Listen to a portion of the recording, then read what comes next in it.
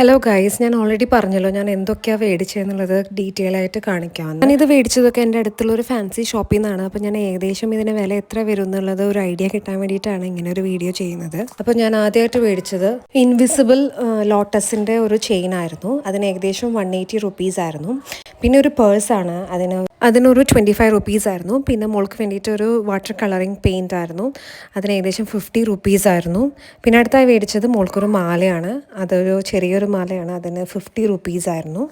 ഇതാണ് ഞാൻ എനിക്ക് വേണ്ടി മേടിച്ച മാല. ഇതിന് ഏകദേശം 350 രൂപയുണ്ടായിരുന്നു. പിന്നെ ഒരു ക്ലിപ്പ് 60 റുപ്പീസിൻ്റെ ആയിരുന്നു.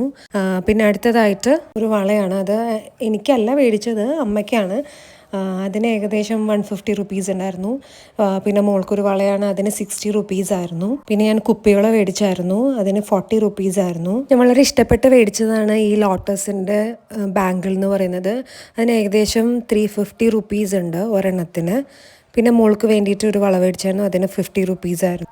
അടുത്തായിട്ട് ഡബിൾ ഷെയ്ഡുള്ള ഒരു മാലയായിരുന്നു. ഇതിന് ഏകദേശം 315 രൂപയായിരുന്നു. വിത്ത് കമ്മലാണ് വരുന്നത്.